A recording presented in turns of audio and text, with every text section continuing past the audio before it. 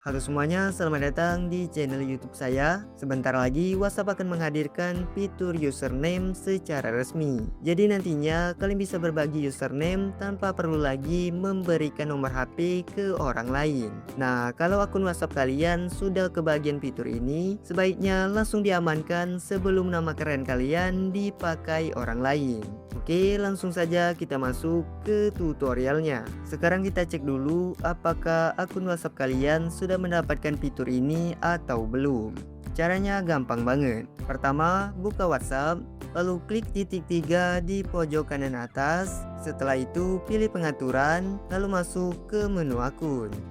Nah, kalau di sini sudah muncul menu nama pengguna, berarti akun kalian sudah mendapatkan fitur tersebut. Tapi kalau menu ini belum ada, kalian tenang saja, karena fitur ini masih ditayangkan secara bertahap. Jadi tinggal tunggu update berikutnya. Kalau menu nama pengguna sudah muncul, langsung saja diklik. Di halaman ini, kalian bisa memilih nama yang terhubung dengan akun Instagram, akun Facebook, atau membuat nama pengguna sendiri. Kalau ingin membuat nama pengguna baru, pilih buat nama pengguna, lalu ketik nama pengguna yang kalian inginkan.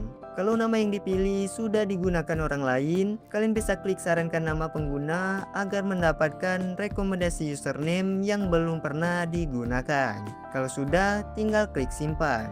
Setelah itu akan muncul notifikasi kalau nantinya kalian bisa membagikan username kepada orang lain tanpa perlu lagi membagikan nomor telepon. Nah, sekarang kita tinggal menunggu sampai fitur ini resmi aktif dan bisa digunakan di akun WhatsApp kita. Oke, mungkin itu saja tutorial dari saya. Semoga video ini bermanfaat dan sampai jumpa.